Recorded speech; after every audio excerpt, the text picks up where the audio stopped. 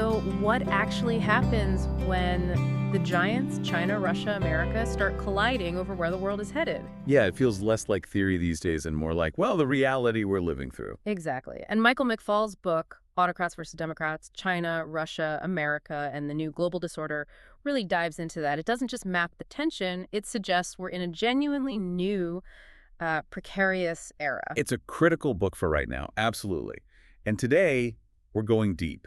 Our goal isn't just to summarize it. We really want to pull out the core insights. And also, crucially, to test the foundations it's built on. Precisely. Because we believe that some books must be challenged. So this critique uses, where it fits, a step-by-step critical thinking framework.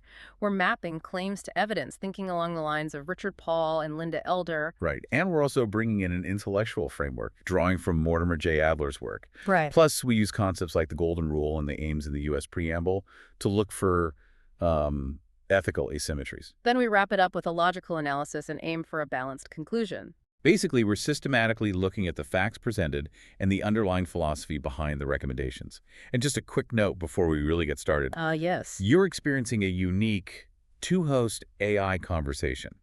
This is powered by Google's NotebookLM, which allows for Rethink, a deeper, more dynamic book critique. Okay, let's unpack McFaul's main argument. He puts forward this really strong idea about the conflict today. He's saying the current threats, think China's massive rise, Russia's outright aggression, and America's own serious internal divisions. Yeah, the political and social struggle. That all this together demands something completely new from democracies. And what's really striking is his central thesis. This is not just Cold War redux.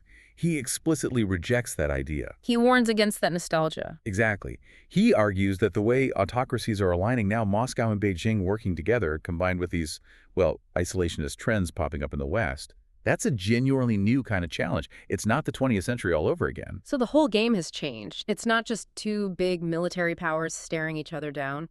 The book's saying we need fresh, principled, really collaborative democratic strategies.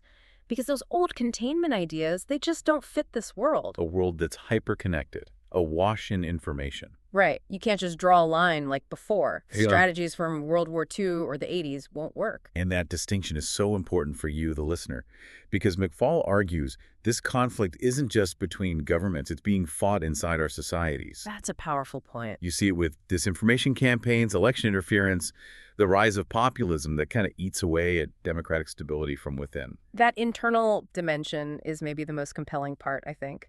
It really makes you confront the idea that our own domestic political health is fundamentally a national security issue. Absolutely. If democracies are fractured at home. How can we possibly lead or sustain a global democratic movement? It means citizens need new kinds of solidarity, more vigilance. It's not just up to governments to make grand policy pronouncements. Well said. So when we shift gears and apply that critical thinking framework, we need to see how he supports these big claims. Where's the evidence?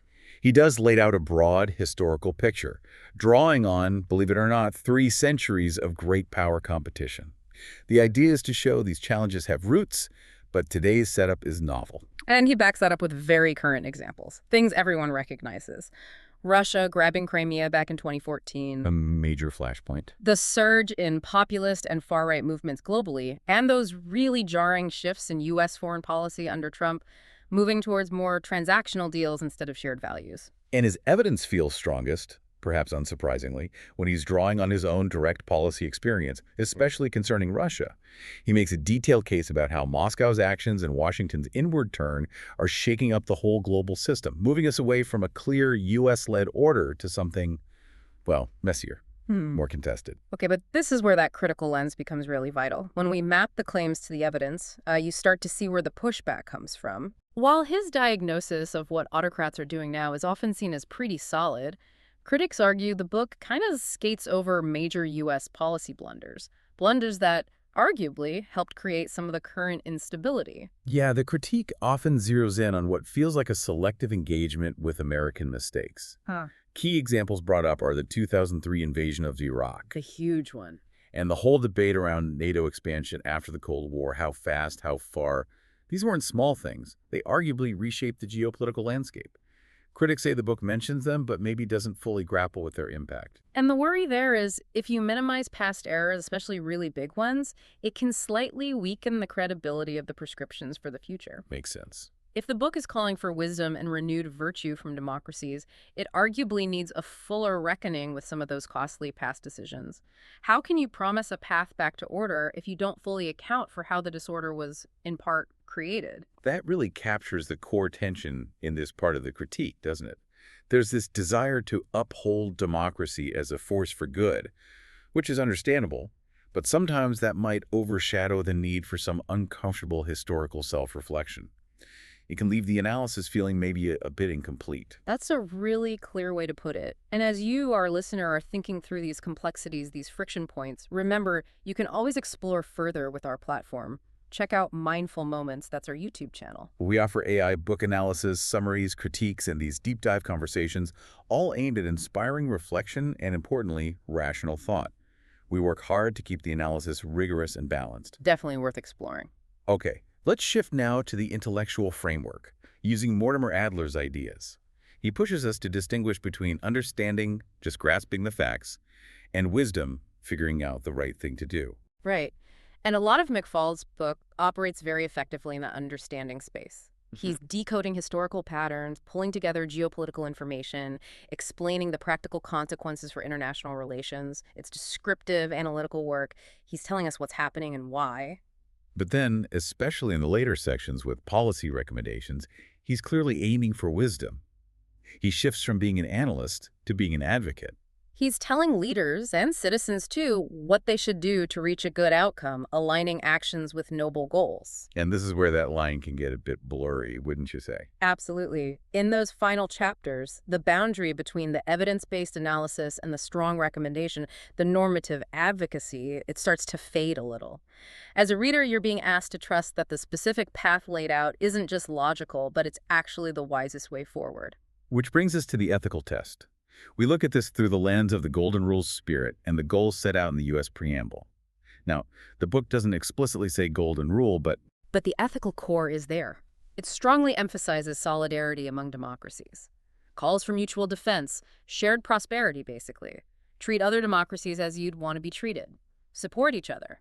and when you hold the vision up against the U.S. Preamble's aims, forming a more perfect union, establishing justice, promoting the general welfare, McFaul's ideas line up pretty well. He's arguing for more global cooperation to achieve those kinds of goals on a wider scale. True. But here's where critics raise a significant counter-argument based on another preamble goal, ensuring domestic tranquility. Or maybe global tranquility in this context. The potential downside. Right. If McFaul's strategy is focusing on renewed democratic engagement, strong alliances inherently mean more confrontation with autocracies, does that risk undermining tranquility? Could it actually escalate tensions and worsen the very disorder the book wants to fix? It's a tough question. Is more democratic confrontation really the surest path to global peace? That forces a hard look at the potential consequences. That's the policy paradox right there. And it leads us straight into assessing the logical consistency. Now, logically, the way he diagnoses how autocracies and democracies function, both externally and internally, that's generally seen as pretty coherent, he maps out those complex dynamics clearly. Yes, the diagnosis seems sound.